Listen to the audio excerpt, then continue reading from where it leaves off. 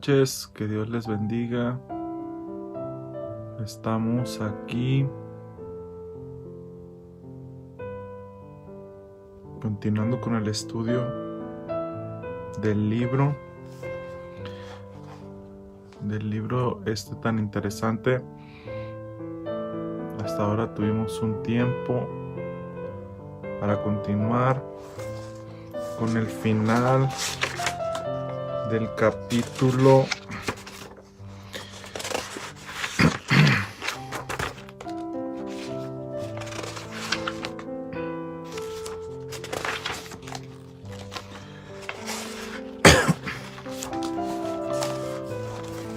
Bueno, oremos al Espíritu Santo para que nos pueda dirigir en oración, ¿verdad? En este estudio. Bendito Padre Celestial, en esta hora queremos pedir unción de su Espíritu Santo para estudiar la profecía y para que pueda ser de palabra de vida, para vida eterna de quien quiera entender, Señor. El que lea entienda, y usted nos da una promesa en el Apocalipsis: que bienaventurado el que lee y entiende las palabras de esta profecía, porque el tiempo está cerca. Se lo suplicamos y se lo agradecemos todo en nombre de Cristo Jesús. Amén. Hemos venido haciendo un estudio minucioso y exhaustivo del capítulo 11 del libro de Daniel, enfocados en el manuscrito del libro que quedara para testimonio del pastor Treyer, y ustedes pueden ver en la página los capítulos anteriores, y hoy tenemos el estudio del final del capítulo en que nos quedamos, que es el 6. Hubo sin embargo una excepción expresada por la jerarquía, por el jesuita Martin. Estamos citando a Malachi Martin, un jesuita que escribiera el libro Las llaves de esta sangre, y dice así: durante los 100 años que siguieron a su muerte, su imperialismo clerical se separó en forma total y para el siempre al credo del laicado. Cuando el Papa Inocencio III murió en 1216, el Papa estaba organizado como una monarquía, asistido por una cancillería permanente desarrollada, una curia, y por una cancillería plenamente desarrollada y una curia,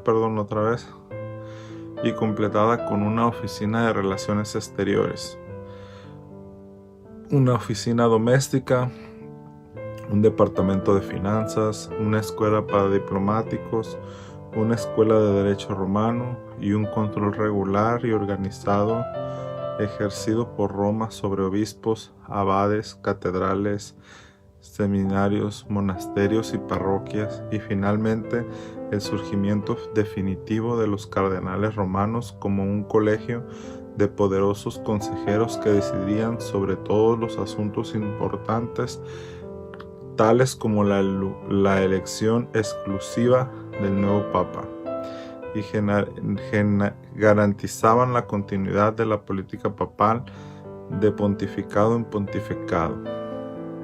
Una idea de Gregorio acerca de una monarquía papal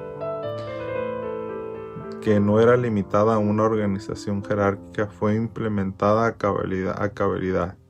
Los estados papales, en importante porción del territorio dentro del país, estaban ahora firmemente en manos de los papas. Fue durante la curia romana el mecanismo papal del conclave tuvo origen.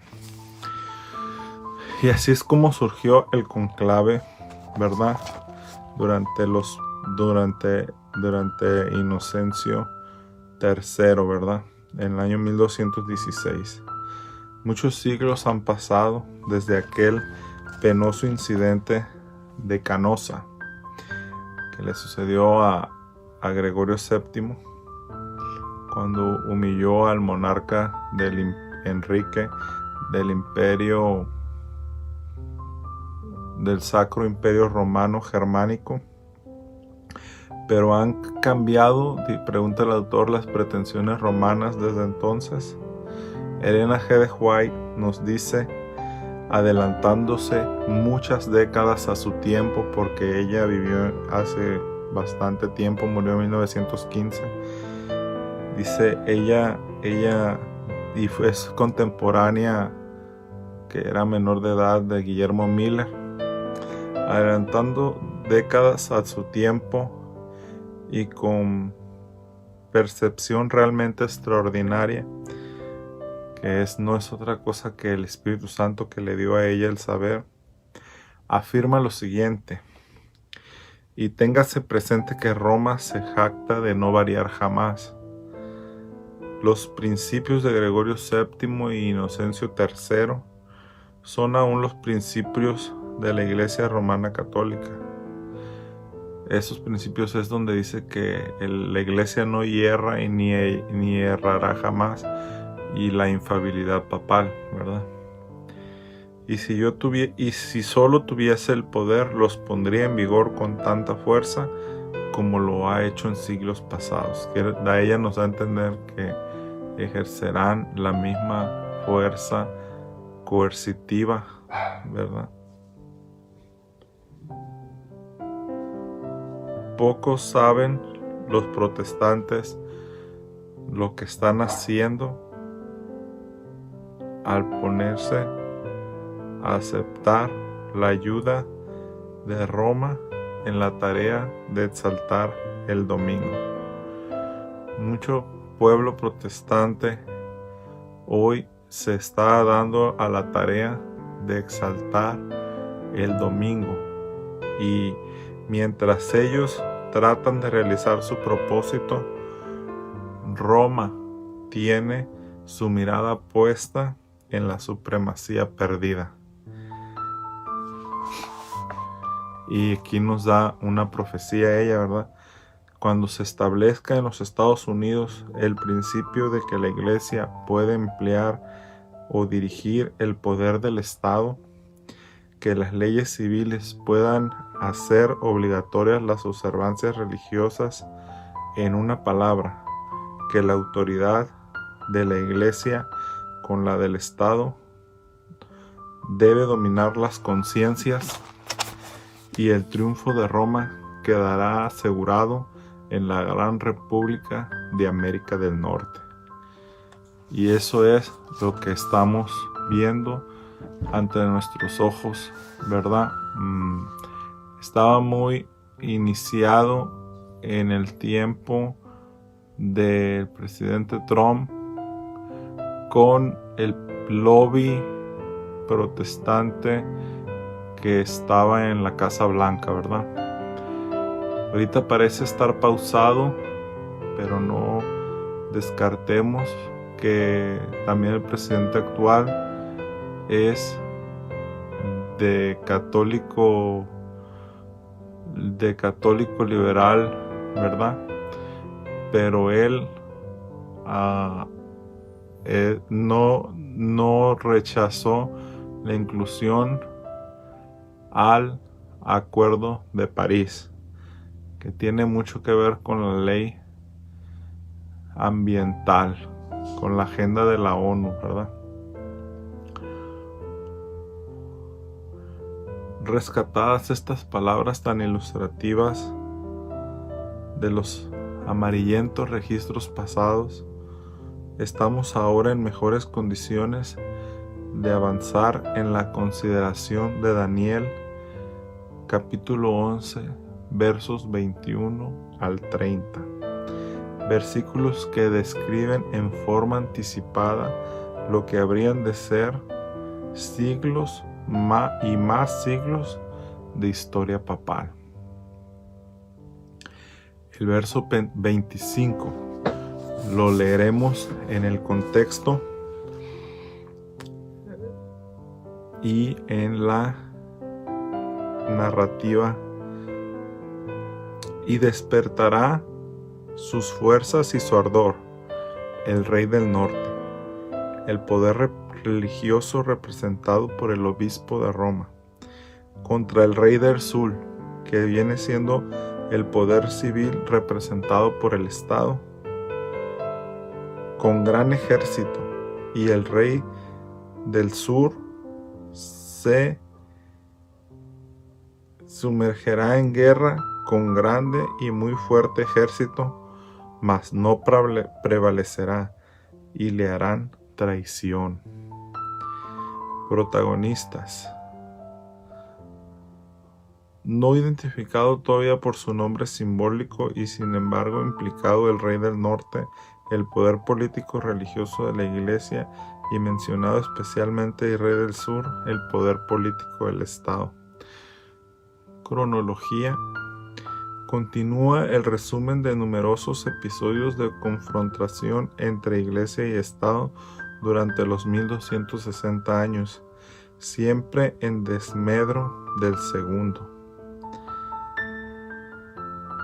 Entre esos episodios destaca la prolongada querella de las investiduras ya referidos en los párrafos anteriores, entre las disputas de siglos entre papas y emperadores acerca de quién nombrará y investirá el poder a un poder religioso.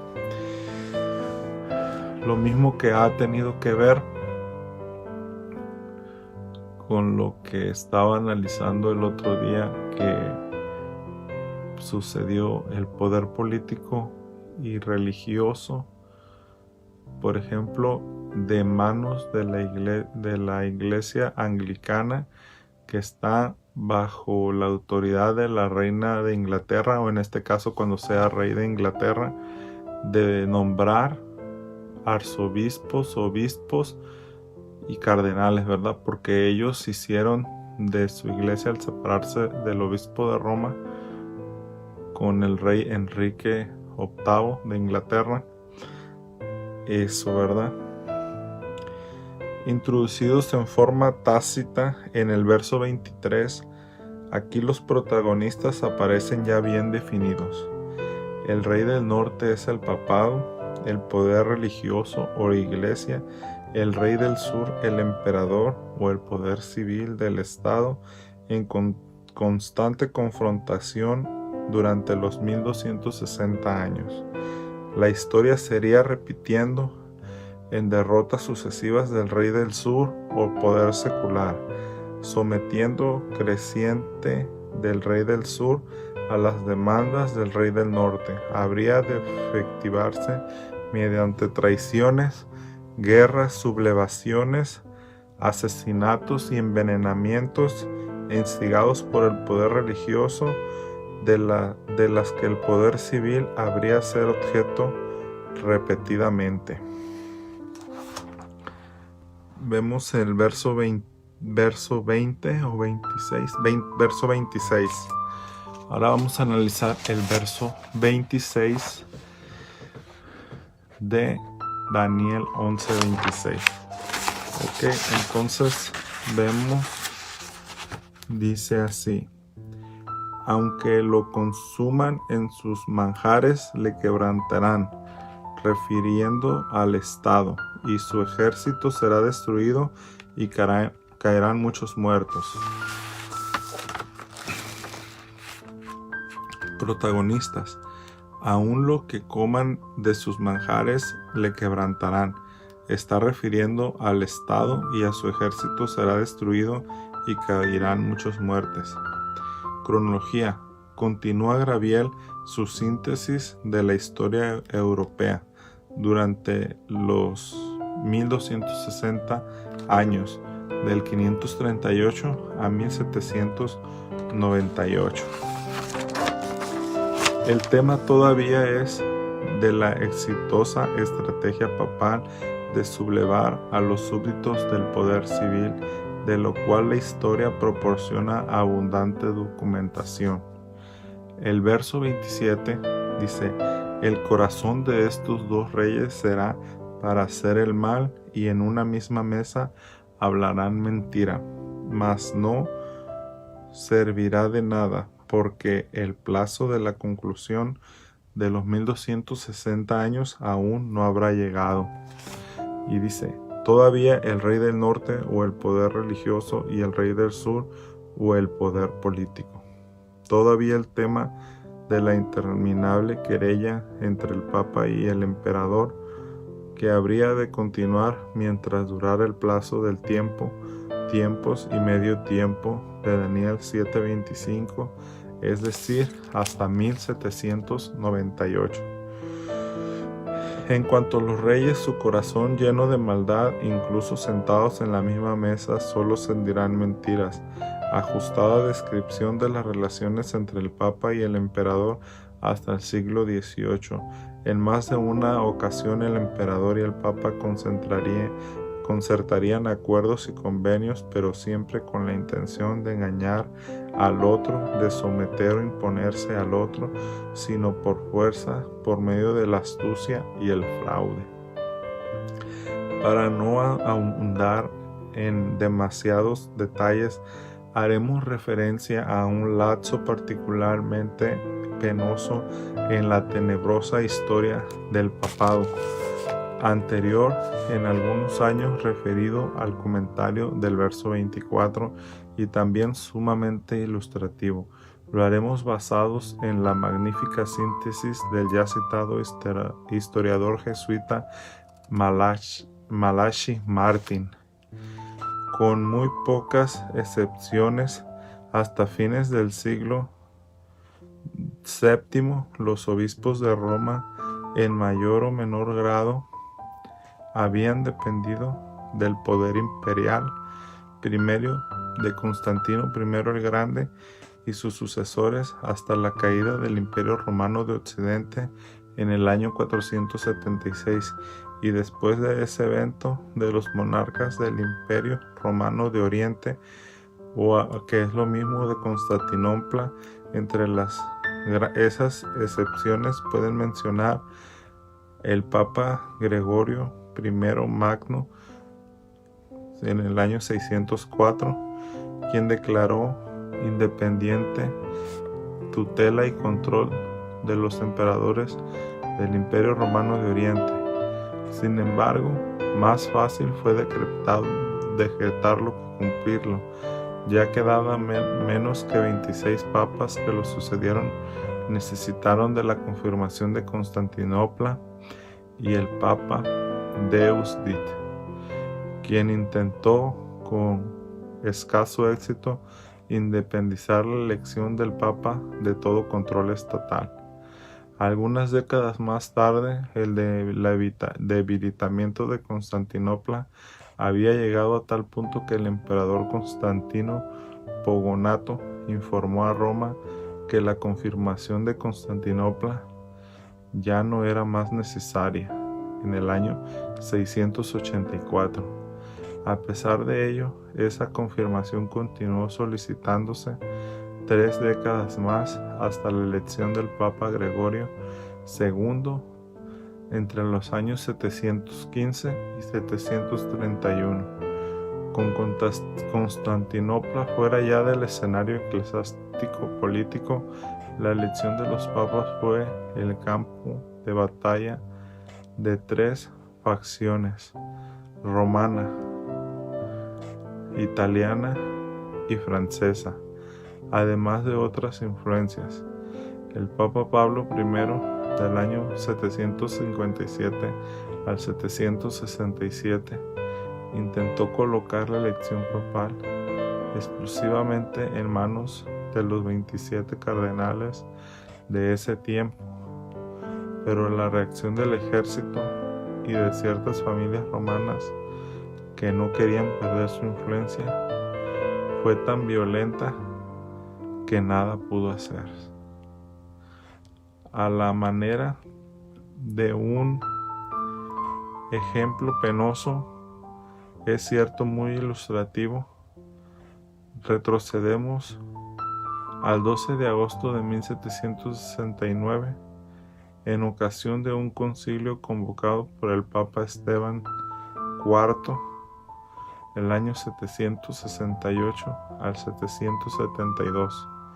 El primer punto de la agenda era el caso de un nombre Constantino, a quien por orden del Papa Esteban se le habían quebrantado las dos rótulas, se le habían sacado los ojos y se lo había azotado brutalmente. Suscriben haber sido elegido Papa 2 semanas antes, mientras Pablo I agonizaba. Laico, había sido ordenado subdiácono, diácono y sacerdote en un solo día, y 2 días más tarde elegido Papa. El juicio presidido por Esteban IV, una parodia, y terminó rápidamente. Los cardenales se abalanzaron sobre el pobre Constantino, golpeándolo, pateándolo, escupiendo sobre él y llamándolo blasfemo, usurpador y anticristo. ¿Qué había ocurrido? El mismo día de la consagración de Constantino como papa, soldados lombardos habían tomado posesión de Roma, asesinando a 1500 personas. Al día siguiente tomaron prisionero a Constantino y sin más preámbulos sentaron en su lugar en el trono pontificio a Esteban IV. Quienes habían planeado la masacre habían sido Cristóforo, secretario del Estado Vaticano, y su hijo Sergio. Una semana más tarde, por orden del mismo Esteban, por orden del mismo Esteban IV,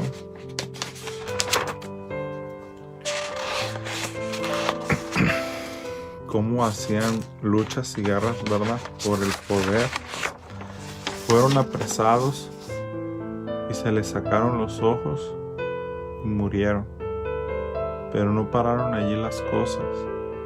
El día del apresamiento de Constantino y de la consagración papal de Esteban IV, el duque Desiderio, un lombardo que había dado órdenes a Gualdiperto, un sacerdote también lombardo, para que ordenara como papa a un monje de nombre Felipe. Pues bien, ese mismo día, el nuevo papa Felipe le sacaron los ojos y lo encarcelaron en una celda pequeña, de la cual no habría de salir hasta que muriera. ¿Qué pasó con quien lo había consagrado papa? Gualdiperto. El sínodo lo condenó a una muerte lenta, que cada día se le cortara alguna parte del cuerpo hasta que muriera. El mismo sínodo procedió entonces a aprobar las nuevas reglas elaboradas por Esteban IV para la elección del Papa. Solo el credo puede votar en la elección. Al pueblo se le permite aclamar al candidato elegido. Además, el Papa debía ser elegido solamente de entre los diáconos y los sacerdotes. Después de la elección, el ejército y el pueblo podían saludarlo y llevarlo en triunfo para ser consagrado y entronizado en la Basílica de San Juan de Letrán. Fue ese un arreglo más o menos definitivo. Avancemos ahora a la Navidad del año 800. Lugar: la vieja Basílica de San Pedro sobre la colina vaticana. Ocasión: la celebración de una misa especial. Los personajes: el Papa León III en el año 1795 al 816 y el emperador Carlomagno, del 778 al 814, rey de los francos. 1000 velas habían sido encendidas del pie a la izquierda del altar. Están los cardenales y obispos de Roma, los obispos de Carlomagno, hijos e hijas de Carlomagno, y la nobleza romana junto a las damas. León III se sienta sobre su trono a la derecha del altar. Han transcurrido tan solo 28 años desde la muerte de Esteban IV y menos de 200 años de que Gregorio el Grande creara su nuevo imperio de espíritu sobre el cadáver descompuesto del imperio romano. También, tan prestamente la serpiente del poder había penetrado y corrompido el imperio del espíritu. 8 meses antes, León III había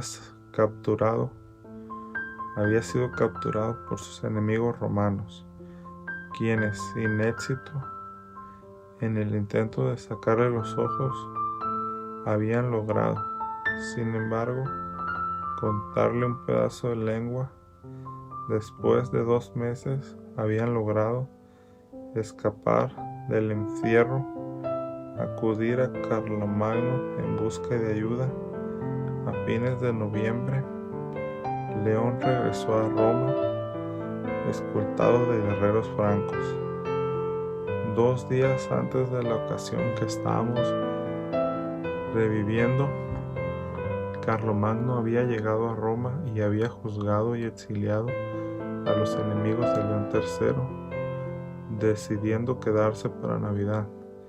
Carlomagno, de 48 años y 10 metros de altura, exudado el poder de un hombre que nunca han perdido una batalla durante las 60 campañas que lanzó hasta el oeste de España y al sur de Cilicia y al norte del Báltico y al este hasta más allá de Polonia y el Hungría, deportando 10.000 aquí, masacrando 4.500 allá, bautizando poblaciones enteras en el cristianismo por la espada o por agua, era lo uno o lo otro, gobernando 1615 años en toda Europa, no temiendo a nadie sobre la faz de la tierra.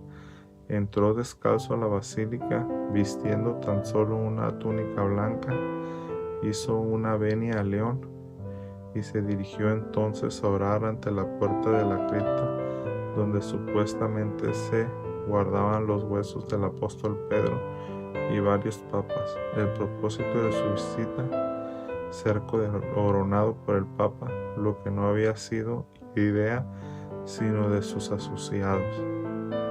León tenía un propósito doble al coronar Carlomagno.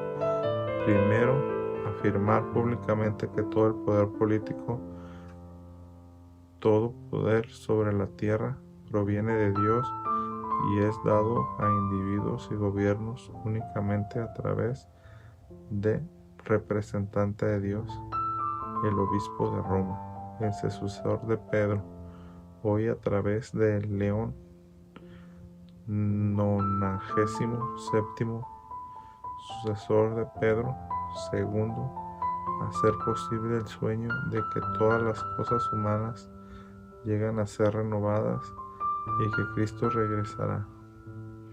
Carlomagno, por el poder del Papa, habría de ser el emperador de Occidente, de Roma, de Bretaña, de Constantinopla, de la Tierra Santa, de África, de Asia, de Europa, de todo el mundo. Esos eran tiempos peligrosos, con los normandos asolando desde el norte y los musulmanes desde el sur. De hecho, el Mediterráneo ya era un lago musulmán. Constantinopla ya no contaba. Es cierto que había un hombre que podía ocupar el lugar de Constantinopla, Carlomagno. Y llegó el momento culminante de la ceremonia. León III colocó la corona sobre la cabeza de Carlomagno, luego de un manto púrpura alrededor de los hombros, y entonces se inclinó y se arrodilló delante del rey. Ejemplo fue imitando por todos los presentes. Uno puede dejar de preguntarse dónde habían quedado las sonoras declaraciones de los papas anteriores, como la de Gregorio I el Grande, que debemos reinar solos sin reyes. El sucesor de Pedro gobierna sobre todos. Asombroso como lo fue, lo cierto que es que el Papa León III estaba reconociendo al emperador como cogobernante. Carlos simplemente contestó: yo, Carlos, apóstol de Jesucristo, por voluntad de Dios.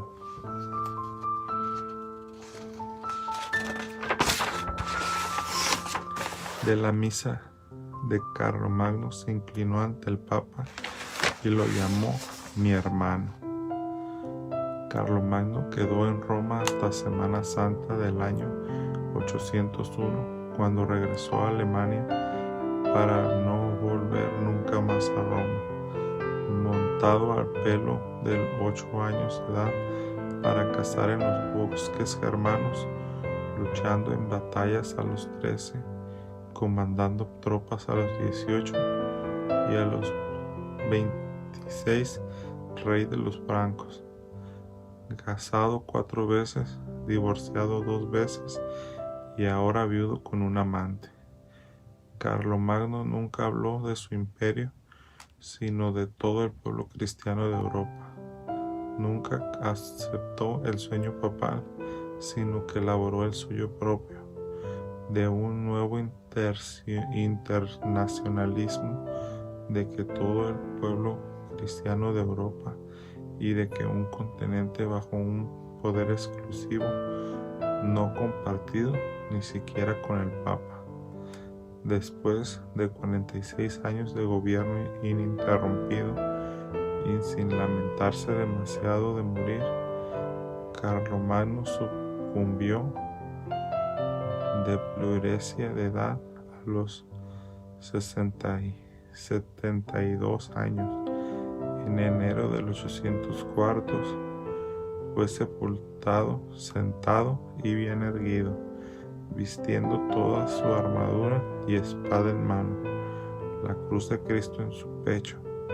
Pero el suyo es un nombre que pertenece a todos los europeos. El significado de su poder y de su inmensa estatura, de su idea de que todo el pueblo cristiano de Europa habría de ejercer un magnetismo casi místico como un poco más de 11 siglos. Constantino había concebido la idea del poder temporal extendido y legitimizado una visión espiritual. Gregorio había creado el imperio de espíritu, pero fue Carlomagno quien plantó la idea de un control doble sobre la vida sociopolítica de los hombres y mujeres de Europa, el rey y el sacerdote, lo temporal y lo espiritual. Unos 3 siglos después de la muerte de Carlomagno, el emperador Federico II, en el año de 1250, exhumó el cuerpo y lo envolvió en un nuevo manto imperial. Napoleón se refirió a él como nuestro predecesor Carlomagno, lo que también hizo Hitler. Pío XII en 1958 se refirió al cumplimiento del sueño de un nuevo orden mundial que está siendo fundado por Herr Hitler y Monseñor Mussolini. Algo similar fue expresado por Pablo VI en 1978, tratando de impulsar el renacimiento de Europa cristiana, de todos los pueblos cristianos, y los arquitectos de la Unión Europea también expresaron su respeto a Carlomagno ante su tumba en Aachen, Alemania, antes de reunirse en Maastricht, Holanda, tan solo 10 kilómetros de Aachen, el 10 de diciembre de 1991, cuando echaron las bases de la actual Unión Europea. Al tiempo de escribir estas líneas, el Vaticano ejerce toda presión a su alcance para que la Constitución de la Unión Europea declare a toda Europa un continente cristiano. ¿Y qué pasó con León III? Murió 16 años más tarde, en el 816, pero después de aquella fría mañana de diciembre del 800, 2 veces más debió viajar a Francia para pedir la protección de Carlomagno. Sobrevivió 3 intentos de asesinato, suprimiendo a los conspiradores con la ferocidad de un torturador bizantino, y murió finalmente en agonía de cuerpo y alma. Cada uno de los papas sucesivos a León III, a Bonifacio VI en el 896, fueron elegidos de una manera tortuosa.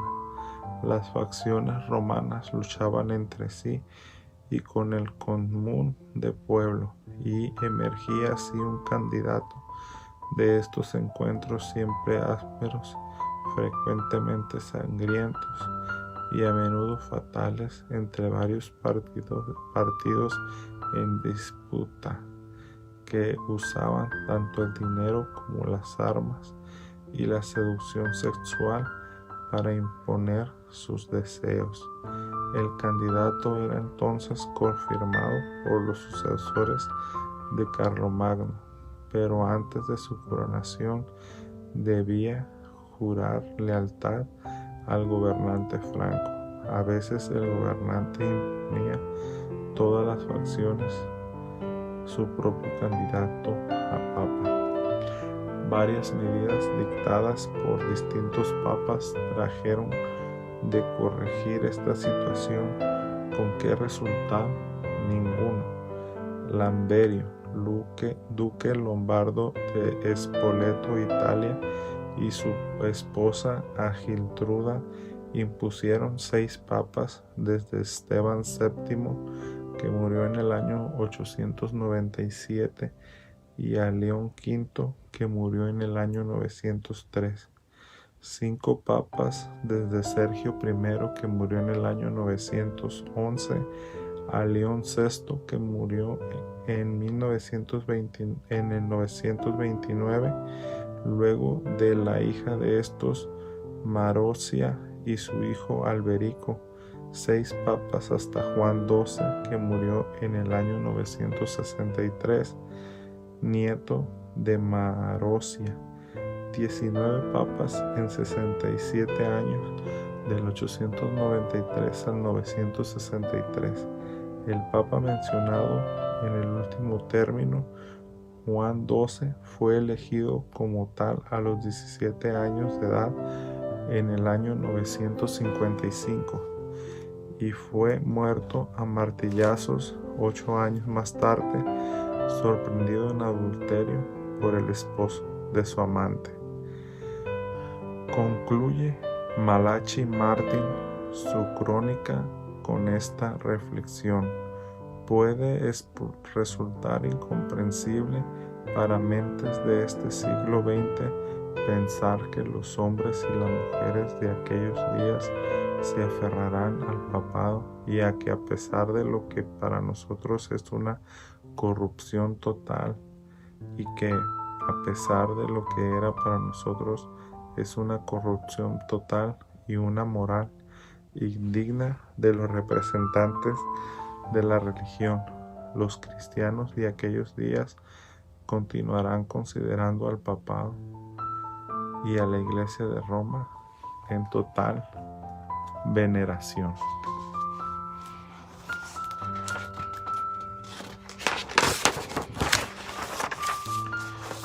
Muy sórdida la historia del papado de aquellos días.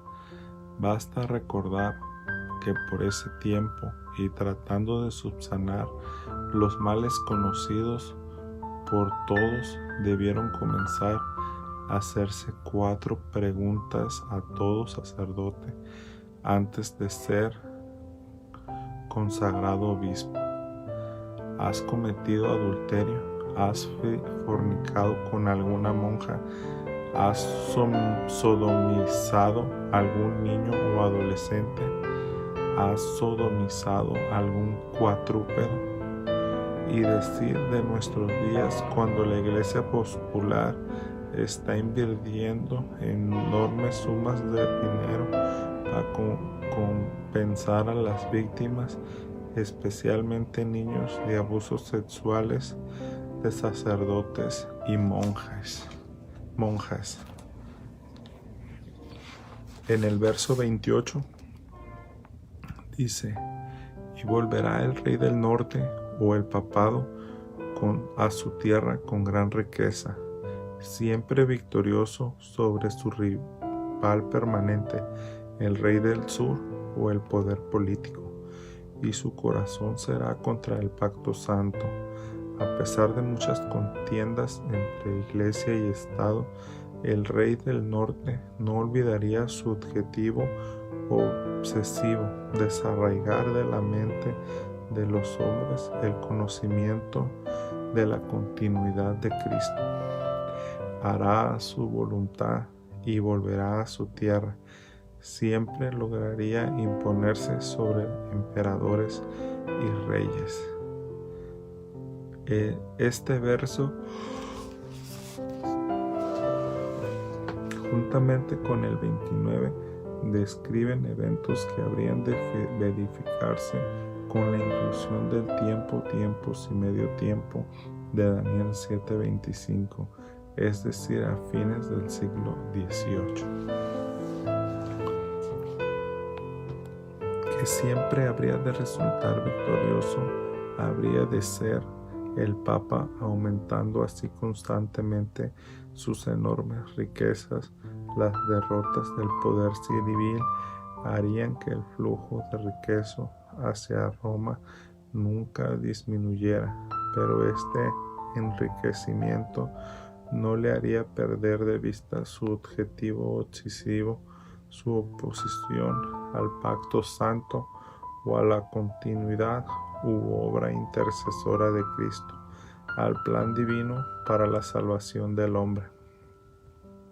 Nuevamente, en el lenguaje del capítulo 8, con su sagacidad hará prosperar el engaño en su mano, y su corazón se engrandecerá, y sin aviso destruirá a muchos, y avanzará contra el príncipe de los príncipes. Daniel 8:25.